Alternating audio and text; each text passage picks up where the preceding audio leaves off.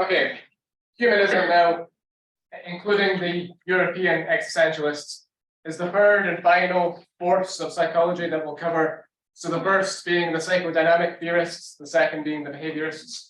Now, humanism arose really to directly oppose both of these two prior forces, okay? Because they were unhappy with how negatively it frames human behavior.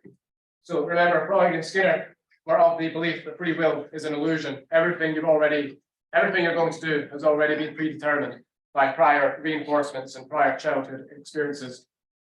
But the humanists believe that people have free will over their behavior, over who they choose to be, and are conscious over their behavior. Furthermore, the psychodynamic theorists such as Freud and Jung and Horney, they generalized findings from their case studies with patients, right? Those who were often emotionally disturbed, and then were generalizing what they found to explain human behavior more broadly. But the humanists felt by only looking at a certain sample of participants, you might be missing out on the more positive aspects of human behavior, and that we should be focused on the more positive rather than the more negative. Now, what a lot of these theories have in common is that people have a natural desire to reach self-actualization, or to be the best that they can be, to reach their full potential, to learn from previous experiences, and to grow as individuals. So the kind of framing for human behavior is positive, that people by nature are positive, that they want to be the best that they can be. It's only if some disruption to this growth process has occurred that one then wouldn't be proceeding in a positive light. Now, Abraham Maslow and Carol Rogers are considered two of the founders of the humanist movement. Carol Rogers we'll get to later in the week. I'll put up a recording for you to watch, and then we'll cover Maslow today. But Carol Rogers is also known within the field of psychotherapy because of the non-directive and client-centered approach she had, and probably no one since Freud had such a large impact on therapy as Carol Rogers did. So a little bit about Abraham Maslow. First of all, he's probably got the saddest childhood of any of the theorists we've covered. Born in New York in 1908, the oldest of 7 children. His parents were Russian Jewish immigrants. His father was very distant, was a drinker, a gambler, had multiple affairs, was very violent and aggressive. His mother also was emotionally abusive. She would ridicule him and remind him that she preferred his sisters than him. And he has multiple stories of traumatic experiences with his mother. One, for example, is he found some stray kittens. He took them back to the basement of the house. He was feeding them milk. His mother discovered them. She picked them all up by the tails and then flung them against the wall until they died. He was also relentlessly bullied at school. Okay, he was picked on for being Jewish and for other physical characteristics, such as being small. So much so that he would get to school and there was a place where he could shy away in the library and not have to be bullied by the other children before the teachers were there in class. And then he would stay behind after school as well, so he wouldn't be picked on by the children walking home. He didn't do very well at school. He performed pretty mediocrely at school. He did go on to do college and did mediocrely there. He was in love with a first cousin called Betsy. So much so that she really took up all of his thoughts, and he went to Cornell to try and distance himself from her, hoping that he would then forget about her. That didn't happen, okay? He failed his first semester at college, and he largely puts it down to having been so focused on her. So he returned to New York City, told her that he loved her. She told him the same, and then they shortly got married despite their family's objections. And now for Maslow, this was the real turning point in his life. He felt before this, he never cared what he thought about himself. He never cared what other people thought about him. He didn't have love and belonging from family. He didn't have any emotional needs being met. But once he was married and once he felt this sense of love and belonging, then he had motivation to do well, to care about himself, to care about what other people thought about him, and to apply himself. And then he went on to do very well at university. We know that he was gifted. Later on, he took an IQ test and scored 195, which is a score so rare that it can only be achieved by 1 in 8.2 billion people. Okay, so this is an incredibly rare IQ. So the fact that he fails his first semester and the fact that he did poorly at school isn't reflective of the fact he wasn't capable, but of the fact he wasn't motivated and he wasn't applying himself. He did then very well in psychology, becoming the department chair at his university, and then becoming well cited and known in the field, becoming the president of the APA for several years. But unfortunately, the later years of his life were really dominated by ill health. He had 3 heart attacks, and the third one was fatal.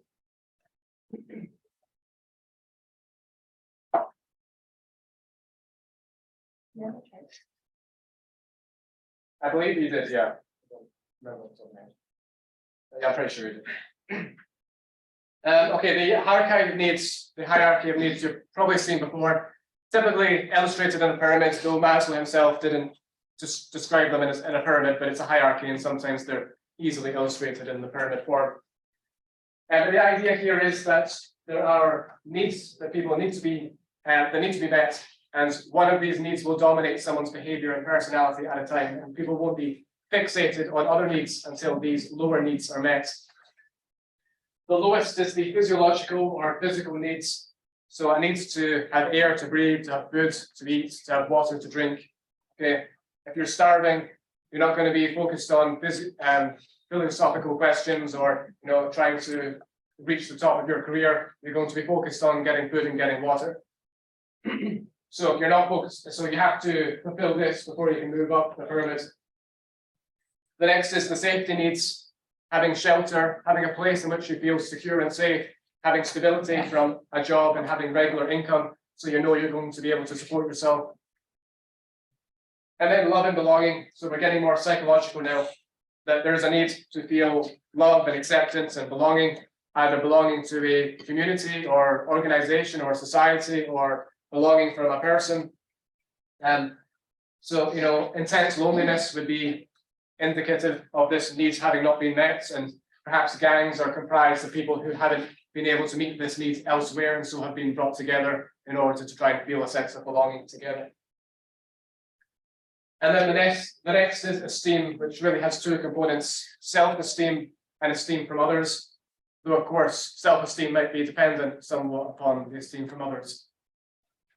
And then the top of the pyramid is self-actualization, so trying to maximize your full potential and be all that you can be in whatever field it is that you're particularly interested in.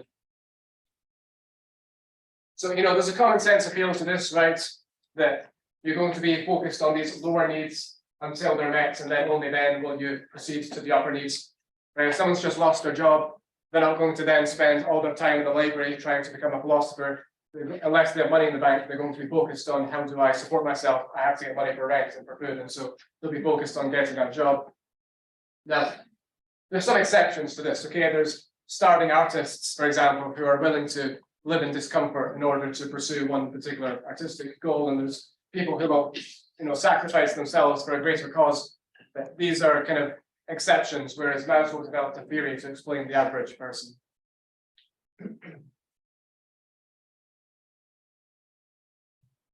So these needs can be described as instinctoid needs or innate needs, okay, because they are biologically, they have a biological basis to them in their existence, okay.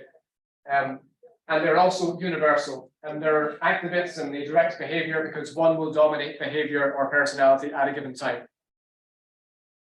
And then the arrangement is from strongest to weakest as well, okay. So the psychological distress caused from not having one of these needs met is strongest the lower down in the pyramid you are in comparison to higher up. Now, the bottom 4 needs can be described as deficiency needs or demotivations, okay? They are those to do with kind of reducing tension. Whereas with self-actualization, there is various micro needs within this, okay? They can be described as growth needs, which are more about applying yourself and growing and reaching your full potential rather than reducing tension.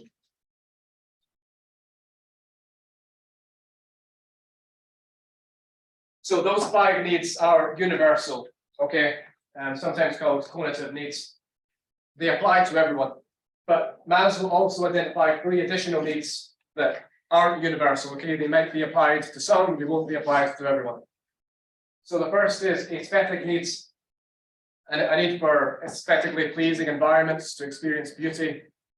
So, throughout history, there's been people who have been driven to produce art and to produce beauty through their work, and who have greater appreciation for the beauty of nature, for example, and are more impacted by an aesthetically pleasing or not environment. Now, for Maslow, those high in this need are experiencing psychological distress if they are deprived of this in the same way that a typical person would experience distress if they're deprived of love and belonging, or boosts to their esteem. Cognitive needs. Some people have a great need to understand, to explore knowledge, and to try to understand the topic as much as they can, and to understand mysteries. And so this would be driven by curiosity and a quest for knowledge. And then neurotic needs are those that are compulsive needs that could lead to mental pathologies. And for Maslow, these are typically overcompensations for the universal needs having not been met. So a need to hoard, for example, could mean that perhaps earlier in life the shelter needs or the safety needs or the physical needs weren't being met. Okay, and so you're overcompensating for this by making sure you always have more than what you need. And so hoarding, for example, would be a neurotic need that's a form of overcompensation.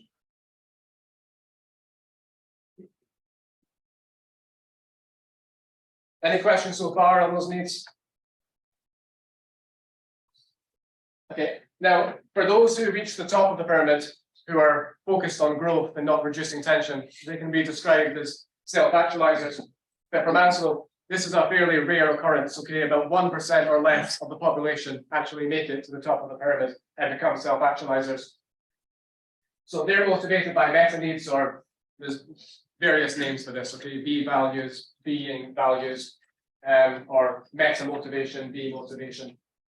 But it's about maximizing one's potential rather than just reducing tension, which is the basis of the D motivations.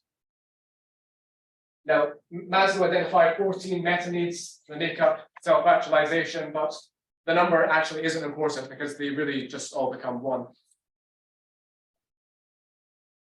These 14 meta needs are a need for truth, for goodness, for beauty, for wholeness, aliveness, uniqueness, perfection, completion, justice, simplicity, richness, effortlessness, humor, and autonomy. But a better way of describing these needs is through the characteristics of self-actualizers that Maslow observed. So as Maslow put together case studies of examples of those who had reached self-actualization, he observed that there was commonalities to them. Okay, it's not the case that all of these characteristics will be relevant to every single self-actualizer, but they were common enough and recurring enough that across self-actualizers, these were common characteristics. So the first, more efficient perception of reality, that they perceive things more objectively. They're less impacted by biases or prejudices than the typical person. An acceptance of self, others, and nature. So they view themselves objectively, are in touch with their strengths and limitations. Okay, they're not trying to disguise their shortcomings, for example. They're accepting of others. They don't idolize others. They have an objective understanding. Spontaneity, simplicity, naturalness, living in the moment, basically. Okay, they're not fixated on how they want to be perceived or who they want to be or who they were and potential embarrassments. They're just living in the moment freely, which is a kind of key part of this part. Problem centering, but they're not focused on their own problems. Okay, they don't view the world in relation to their own issues. They're trying to solve greater problems that are beyond themselves. Okay, problems to do with society and greater communities. A need for privacy, because self-actualizers are pretty self-reliant and self-sufficient. They don't need as much. They're not as dependent on others, so they will therefore be more recluse and more private individuals. Autonomy, that they can make decisions on their own. They're not reliant upon others. They have a good value system that they can use to make decisions. A continued freshness of appreciation. Okay, so life is never feeling stale. They're continuously appreciating life, always trying to make the most out of it, living in the moment. Now, peak experience. What Maslow observed in his case studies was that there was a common report of a experience of transcendence in these self-actualizers. whether this was some intense mythical experience or some intense religious experience. That was a commonality. Social interest is a term he took from Adler. So it's the same definition. You're already familiar with this. It's being invested in the social interest of others and having empathy and wanting to be close to others so that you can make a difference in other people's lives. Profound interpersonal relations. So being able to get along well with people, being able to, again, see people objectively. Democratic character structure and then discrimination between means and ends is very much, again, about knowing clearly the difference between right and wrong, having a good sense of a value system or a strong value system that you can use to make moral decisions. A philosophical sense of humor is really just meaning a non-offensive sense of humor, okay, one that's not at the expense of others. So it's not, for example, mockery, it's some other sense of humor that's harmless. Creativeness, so that they can come up with solutions, they can come up with ideas that are unique, okay, that haven't been generated before. And then resistance to enculturation, okay, so that they're not easily peer pressured, they won't conform in the same way that a typical person does, okay, that they know right and wrong, and even if society isn't on the same page, they will do what needs to be done to do what's right, right? So, you know, during the Holocaust, this would be the individual who gives safety to the Jews, for example, even though no one else in the neighborhood does, or the person who stands up against racism when no one else does.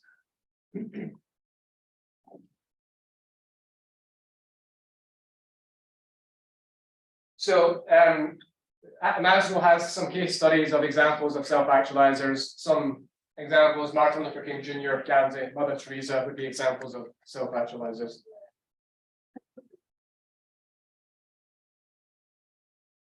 Okay, but then why do only about 1% of people reach self-actualization? Why is it so difficult? You know, it's not the case, Maslow says, that the self-actualizers are necessarily better than other people, okay? It's just that there's many things that can happen in one's life that will stop one from reaching the top of this hierarchy. You know, it can be easily inhibited, right, by economic reasons, for example. The loss of one's job will have them more fixated on the physical needs being met. Inadequate education, improper child rearing practices might impact one's esteem, one's ability to think that they can reach self-actualization or their full potential, or, you know, maybe their degree of empathy or feelings for others as well. Those other characteristics we looked at of self-actualizers. And, you know, becoming a self-actualizer is difficult. It requires courage. And then the Jonah complex is a term that Maslow coined to describe also why some people don't reach self-actualization. A fear that reaching your full potential will then lead to a situation that you can't cope with. So just to give you some examples of this, in one of Maslow's books, he describes 3 reasons for why one might have a Jonah complex. First of all, a fear of grandiosity, arrogance, sinful pride, hubris. You know, it might feel somewhat lonely if you're different from everyone else, okay, to be somewhat better than everyone else in some regard and to be kind of at the top of what field. A fear of doing what one is capable of doing. You know, if you reach your full potential, what's next? If you have one motivation that's keeping you going, you really want to get to the top of this field or whatever it is, then what do you do after that? That might be quite a scary thought, okay, because that's what's kept you going. And the fear of people will dislike you or hate you for being successful, okay? Again, you'll be different, that it might be lonely to be at the top, and the people might be resentful of you reaching what other people haven't.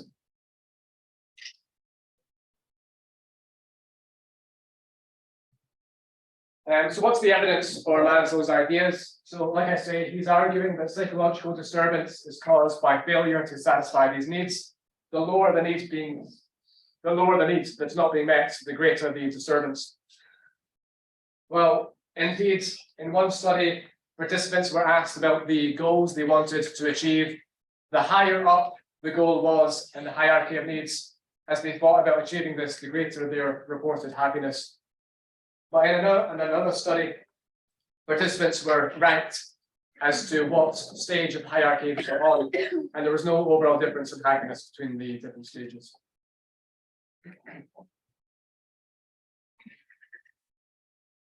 This is just some highlights from your textbook, but unsurprisingly, there's many advantages that come with higher self-esteem. Okay, it predicts multiple positive outcomes from feeling more competent and productive, coping better with unfortunate situations like losing one's job, getting better on with others, being less likely to have depression, anxiety, or drop out of school, and greater self-confidence and self-worth. Whereas low self-esteem predicts negative outcomes like worse health, greater depression. And then self-determination is measured on a questionnaire about how determined one is to reach their full potential. So somewhat similar to reaching self-actualization. And there's some overlap here with greater autonomy, competence, some of the characteristics of self-actualization. And also corresponds with greater self-esteem. So overall, Maslow's theory is a pretty simple one, okay? That personality or behavior is driven by the need to fulfill these needs. But it's high base validity. Like I say, there's a common sense appeal to it. It makes sense that people will be concentrated on the lower needs before the higher ones. And it gives some insight to behavior and motivation, which most theorists we've discussed have kind of ignored. They haven't really talked about inner motivations and that's influence on personality or behavior. It focuses more on the positive aspects of humanity, that people are conscious beings, that they have free will over who they want to be. It's had a large impact even outside of psychology. A lot of people have heard of the hierarchy of needs. And then there's some empirical support. So, for example, the benefits of self-esteem. But probably too much importance on the environment. There's no acknowledgement here of genetic predispositions for experiencing mental illness or other predispositions for behaviors. Probably it's too simplistic, trying to reduce behavior to one particular motivation. And in fact, behavior is frequently the result of multiple motivations rather than just one. Some of this lacks empirical support to demonstrate it, and some of the key concepts are difficult to define. So, for example, really what it means to be self-actualizing, to reach one's full potential, it's somewhat of a vague concept.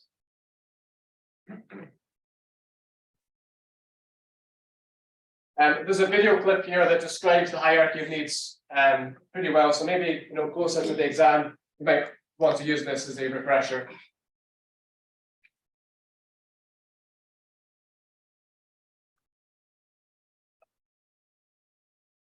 Okay, and then just quickly, I want to also talk about existentialism, which also comes under this kind of force of the third force of humanism. There's really just one I want to talk about, which is Viktor Frankl, but there's many different existentialist theorists. But shortly after World War II, existential psychology spread amongst Europe, influenced by existential theorists such as Kierkegaard, who really focus on the fact that people themselves are responsible for who they want to be, and that they're trying to find purpose and meaning in their lives and answer existential questions like, am I all I can be? Can I be better than I am? Do I have meaning and purpose in my life? What am I striving toward? And if people have satisfactory answers to these, they're more likely to be psychologically healthy. And one is more likely to experience anxiety and depression and be lost in life if they don't know the answers to these questions. Rollo May is not a founder, but he's the best known existentialist in America. Really the main one who brought the European ideas over here and was a psychotherapist. But he was also greatly influenced by the humanists such as Maslow, and so his approach is really a combination of the two.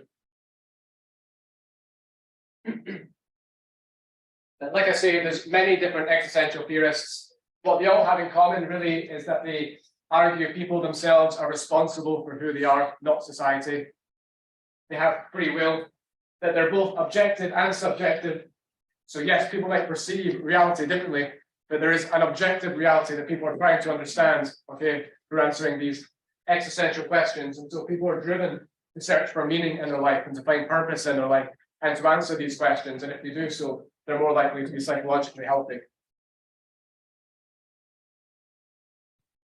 So Viktor Frankl is probably the best known existentialist outside of psychology. He's the one I just briefly want to talk about. And also an amazing individual who's worth knowing about anyway, and amazing for two main reasons. He was a neurologist, a doctor in Austria during the Nazis' reign. And as a doctor, he did two amazing things. Okay, first of all, he didn't make a record of anyone who was physically handicapped or mentally disabled, because under the Nazi euthanasia program, any such person would be put to death, okay, under euthanasia, if they had any sort of genetic or any kind of genetic deficit, according to the Nazis, or any sort of mental disability or physical handicap. But Viktor Frankl wouldn't make a note of these diagnoses, so they weren't euthanasiaized. But also, he opened up his practice to Jews and to non-whites at a time when doctors were told by the Nazis they couldn't. So again, saved multiple lives here. Now, in 1942, him and his entire family were arrested by the Nazis for being Jews, and they were sent to concentration camps. Okay, his wife, his mother, his father, his brother, every family member he has, other than a sister who immigrated to Australia. Now, Viktor Frankl was sent to Auschwitz, where there is a labor yard, a work field, and so he was made to work, whereas every other family member was sent immediately to the gas chambers. Okay, now he didn't know this, and he says if he did know this, he wouldn't have had the motivation to continue on. Okay, it was the motivation of trying to be reunited with his family after this horrific ordeal that kept him going. But also, he wrote a book, a manuscript called The Doctor and the Soul. When the Nazis discovered this manuscript, they destroyed it. And so his motivation to later rewrite this book was also the motivation that kept him going as well. And so when Viktor Frankl finally was liberated from Auschwitz in 1945, he became a psychotherapist, and his psychotherapy practice was called logotherapy. And the idea here is about having people focus on finding purpose and meaning in their life and answering these existential questions.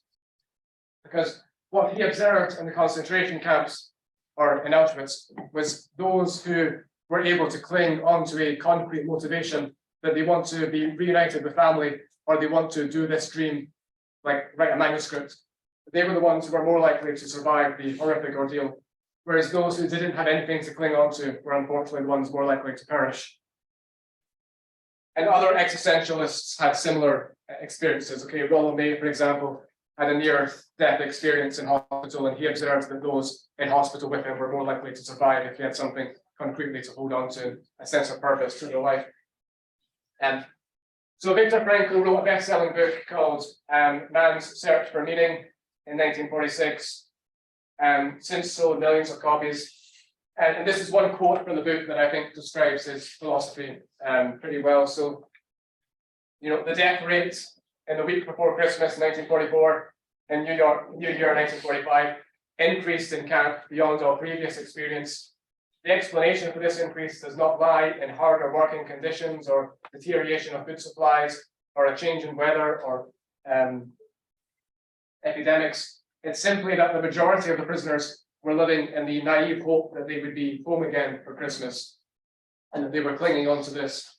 And as the time drew near and there was still no encouraging news, they lost this courage, and then disappointment overcame them. And so, to use Nietzsche's words, he who has a why to live for can bear with almost any hell, which he argues could be the guiding philosophy for pretty much all psychotherapy. Whenever there was an opportunity for it, one had to give them a why, an aim for their lives in order to strengthen them to bear the terrible hell of their existence. Woe to him who saw no more sense in his life, no aim, no purpose, and therefore no point in carrying on. He was soon lost.